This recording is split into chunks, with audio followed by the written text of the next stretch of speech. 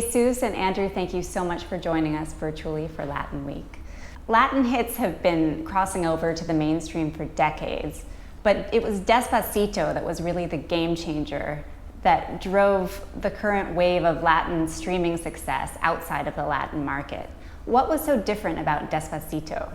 I think the first big difference is that previously the artist was most the crossover.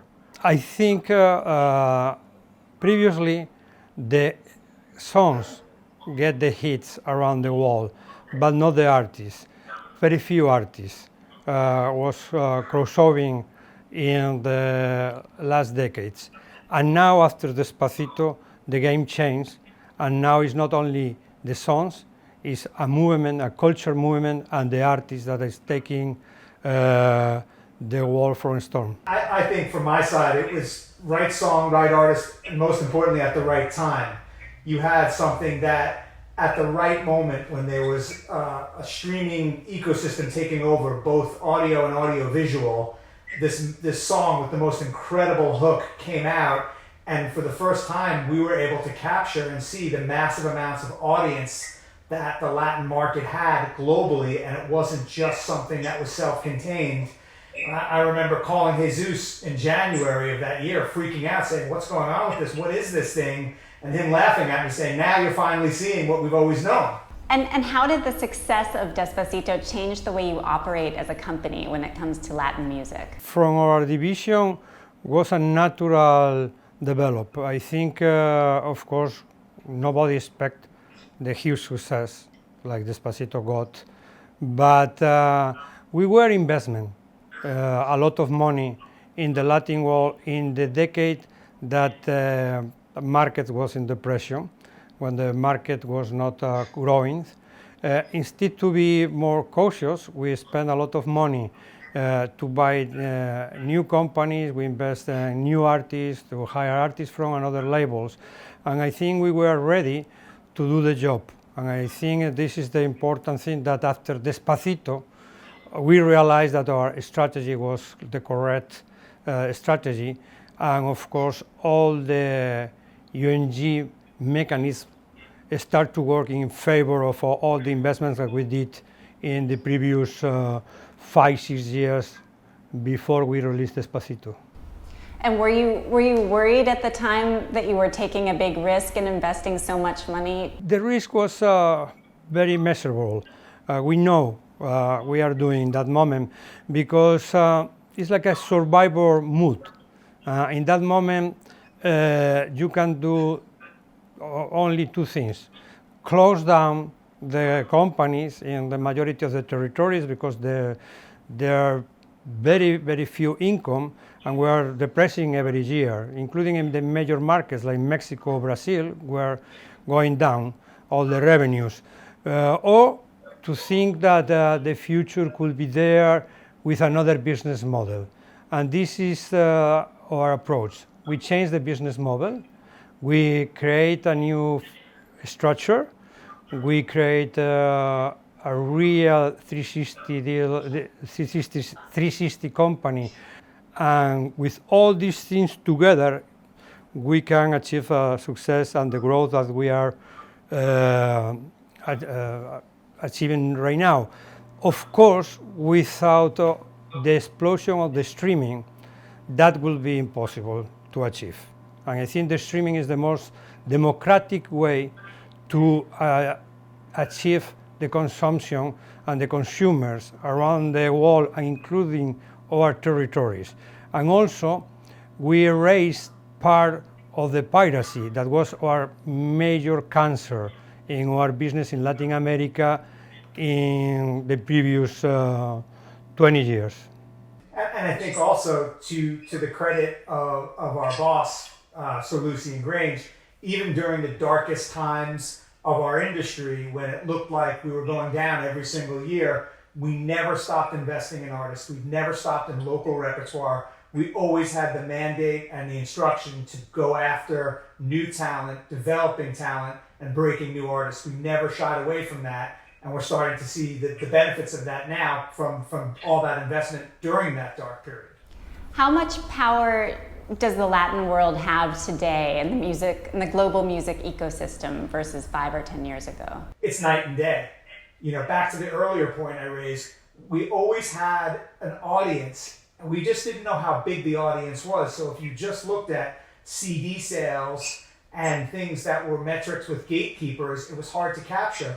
Once access became easier and any Latin fan or fan of Latin music was able to engage with Latin music around the world and videos, it skyrocketed.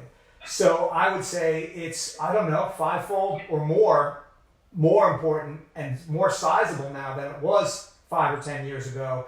And that's really, it's not that the audience has changed, it's that we're finally understanding how big this audience is and how global it is. We at Billboard, we just launched 2 new global charts, the Global 200 and the Global ex-US, which excludes the US market.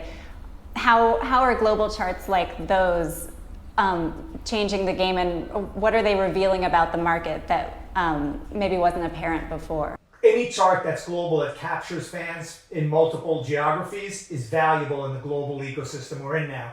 If you look at YouTube charts in any given week, I don't know, 30 or 40% of the top 50 are Latin. If you look at Spotify charts, 25, 30% of the top 50 or 100 are Latin. We would never have seen that in local charts. So if you're doing the same thing, which you are now at Billboard, we're going to capture something very similar, and we're going to start to really see the scale of different kinds of music from different geographies finally being seen, and we're going to reap the benefits of that because we'll all know that we're doing the right thing by investing in it. The consumption in the Latin world is so high. Then we have 2 markets that are very important worldwide, Mexico and Brazil. And one that is you don't see so well because it's the US Latin and it's inside of the US market, but it's the biggest market that we have right now. But probably sometimes you don't see that.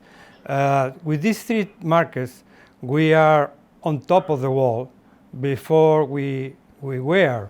And we increase a lot our presence around the world, but it's in consumption that makes the Latin product more attractive, and also makes that the managers and the Anglo artists wants to be successful also in that countries because they can get a lot of volume for in streamings for that markets, the Latin markets, and also especially in the image more than the sound, more in YouTube than in Spotify, for example.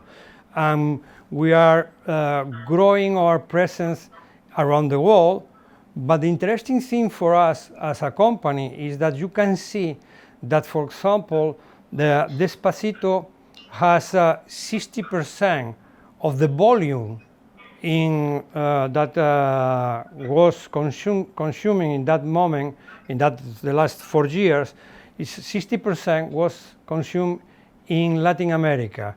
But when you see the revenues, we get 80% of the revenues come out of Latin world. This is one of the major propeller ideas or strategies that we need to take in consideration, because for us as a public company that we are manage revenues to makes a lot of difference in our P&L, and I think it's very interesting to see how the balance between consumption and revenues works in this moment in the Latin world and with the Latin product outside of the Latin world. You need to remember that I run in one of the divisions that for a long time we are the only one that release a Latin product. But now we have more divisions that are releasing Anglo product. For example, Germany are releasing artists in Spanish, France, Italy, and of course in the United States, Interscope, Republic, Capitol, they are signing Latin artists, the majority of them bilingual by culture, but they are releasing songs in Spanish. Then it's difficult to get, in my perspective, the whole number. I don't know if Andrew has most information. Well, I would just say, yeah, to Jesus' point, when you start to see that American domestic labels, Anglo labels, European non-Spanish language markets are all investing in Spanish language and Latin repertoire, it's a business. You can see that these people see the opportunity. Every year, our number of consumption, our engagement with Latin repertoire is growing. Everyone wants in. Everyone wants to be part of that. And you're going to start to see it elsewhere as well. And that even holds true with collaborations and artists from places, in Asia, in Africa, wanting to work with Latin artists. It's a movement that's just continuing to grow and will represent more and more of our overall share of engagement as time goes forward. What are the challenges in English-speaking markets that you still face when it comes to breaking artists who sing in other languages? Yeah, I would say that, and I'm sure Jesus will agree with me because we laugh about this all the time. The most difficult markets for us with Latin repertoire are the English language markets. It's the US non-Latin audience, it's the UK, it's Canada, it's Australia, New Zealand. They are the most insular with English language and wanting English language in their markets. European markets are used to multiple languages. Asian markets are used to multiple languages when you see things like K-pop and J-pop and stuff like that. You have a different culture, and so our most difficult nut to crack are these English language markets, and I'm proud to say that we do better each and every month, each and every year, but they are not leading the charge. They're coming up behind. Which markets would you say have the most potential, or where is the most room to grow for Latin music? It's interesting to see how in the crossover artists that we got in the last 4 years, like Luis Fonsi, J Balvin, Karol G, Sebastian Yatra, Jay Cortez, the mega hits that we got with these artists, you see the revenues. You can see like countries like France, Germany, Italy are in the top 10. First of all, one of the major issues that we have, and we need to also put in the correct perspective, is the first thing that we need to break is the country that we need to break is Brazil. That is a Latin market, but it's very isolated. And then when we get the Brazil in the top 10 markets with these artists, and also you have some European markets in revenues, you are more than happy. But when you see in consumption, in units, you can see India and China in the top 10 markets that we have right now in the numbers of our artists, the 5 or 6 artists I mentioned before. Yeah, and I would say that it's so exciting because of the population scale and the scale of people who are coming online with disposable income, middle class people who have access to this music. It's you go where the people are. China and India, as Jesus just said, are going to be massively influential with Latin music. You'll see that in the next 3 to 5 years, and it's going to be great to watch the amount of cool stuff that comes out in collaboration between artists from these different cultures. And what are some of the tactics that you're using to break into either the English-speaking tough-to-crack markets or the Eastern markets? Are there things you're learning that work and things that don't work? Sometimes it's collaborations, it's featuring with local superstars or new artists that are developed in that country. But the reality is we need to looking for a real artistic approach. When you are looking for a marketing approach and you put together an Anglo artist and a Latino artist, 90% of the time you failure. If you want to get a big success, you need to make an organic approach. If you don't have the organic approach, it's very difficult to get that. For example, today I am very excited because it's the first time that we are trying to do something with, in English with Sebastian Yatra. And you can see in the UK, this is our target right now.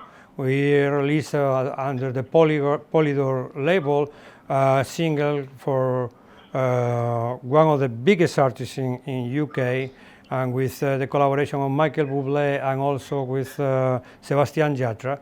And when you see that the BBC Two put in the chart, in the A chart, the first day, and you see the numbers that in 24 hours we are getting, I start to thinking that we did the correct decision to put Yatra in that collaboration. Makes sense. It was very organic. Was between the three artists. We were supporting that, but all of three artists were working in the production, change the sound, change some lyrics to make sense that the three together can do something bigger. And I think this is the important thing. Work organically between the Latin artists and the Anglo artists in the A&R perspective. Yeah, and it's not just, whereas a few years ago it might have been, let me just jump on a few bars, let's get a quick feature to say that such and such artist worked with the other artist. Now it's much more organic, and the artists are collaborating truly together, writing together, recording together, trading ideas.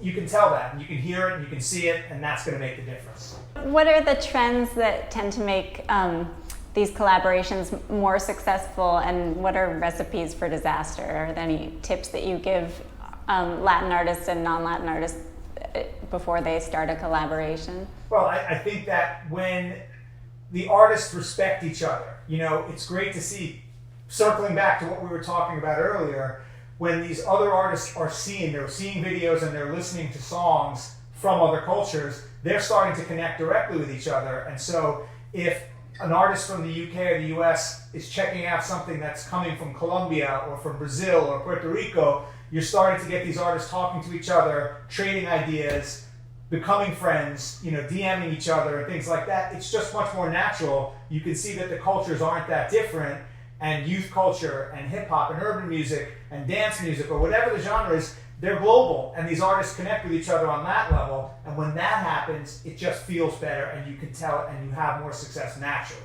When the Rolling Stones went to Bogota to perform in Bogota, and they invite Juanes to appear on the stage and sing together. After that, with the promotion that media did to that event, a lot of artists that are in that genre, the rock-oriented artists from different countries around the world, Metallica, for example, called Juanes to do a collaboration in a new album that Metallica was releasing, I think, several months ago. Then it's organic. This is the important thing to me, is that these kind of things became a real important in the career artists when they are organic. Universal's Latin operation is unique in that you offer management and concert promotion in addition to being a record label. It was a real surviving mood. You can imagine in that years was a disaster. I remember perfectly that I was visiting my countries, and every visit was very painful because the objective of that visit was to reduce the structure, to reduce the overheads. And the market was shrinking for everybody, not only for the record industry, also for the managers, also for the artists. And then was very difficult to survive in that environment. And that was the reason that we start to think, okay, why we are not making a structure, put on place and convince the managers and the artists that it's much better to put all together, and when we invest $1, will be more profitable or more well spent than when we spend $1 and the manager is doing another thing, the artist thinking another thing, and then in that moment was very revolutionary, was very difficult to understand for some of the major artists or the major managers, but right now it's very common, it's normal. We are right now more than 100 artists in our division that we have management rights, and we have a division that is doing booking in some countries that the legislation allows us to do. We are promoting concerts, sometimes to help the manager and the artist to conquer one country, because nobody believes in the country, not promoter believe in that country, and we take the risk. We create festivals, and with that dynamic in the last 8 years, we were growing and growing and growing, and right now we can say that we did previously the pandemic, previously to the COVID, we did more than 1,500 shows in the Latin world the previous year. Then I think this business will be back, but in any case, in the meantime, we are managers. We are manage the career of some of the biggest artists of the company, and of course makes more easy the process of creation, and more easy the process of taking decisions that help to develop their careers and make crossovers. I think when you put all together, it's easier to understand what is the goal and what is the way to achieve that goal. What does it mean to be a global artist? I mean, aren't all universal artists essentially now global? Well, it's definitely our intention for artists to be global, but not everyone achieves that. But the reality is, people who listen to music and watch videos today do it from everywhere in the world. And when you become part of the family at UMG, you're pretty much having the aspiration and the ambition, that's why you want to come and work with us, to be global. And being global means that you're not just engaging, you're not just being consumed and listened to and heard and seen in a small portfolio of markets. If you're a Latin artist, it means that you're not just working in Spanish-speaking territories, you're somebody that's actually going out there, and people care about you in Asia, in non-Spanish-speaking Europe, in Africa, in Australia. That's what it's all about. It's all about opening up and letting people hear and see you. And we believe in our artists, and we believe in the talent, and we want people to engage with them. It's exciting. Hannah, I think for the first time, I can tell you from the bottom of my heart, that in the last years, Lucian Grange make us feel that we are sit down in the main table and we have the same meal that everybody. Then this is very important for us, because the Latinos, previously to that, we were a small part of the business, and was very difficult to get the attention of the big brothers. It was real painful sometimes to say, okay, I am here and I would like to do these things, and was difficult. Well, now I think the major develop in the Universal Music Group is that we are real players. We are completely integrated in the whole structure, and I think this is thanks to the philosophy of Sir Lucian Grange. Do you have to be popular in the US to be considered a global artist? No. You have to be. There's not really a rule, Hannah. It's not sort of like X number of countries, including X, Y, and Z. We consider a global artist an artist that people care about in multiple geographies outside of one language in one part of the world. We like it when it matters in the U.S. because it is still the biggest market, but it's not a prerequisite. When do you think we will hear the next Despacito? This is difficult to predict, but I cross my fingers, and I will be a Latin artist that can get that kind of volumes and revenues. If you allow me to bet for who will be the next, I bet from the Brazilian acts. I think the Brazilian has the potential to get huge success around the world, and also to get volumes and compete with everybody. Thank you so much for joining us today. Thank you so much, Hannah. Adios, Jesus. Bye. Thank you. Take care. Adios.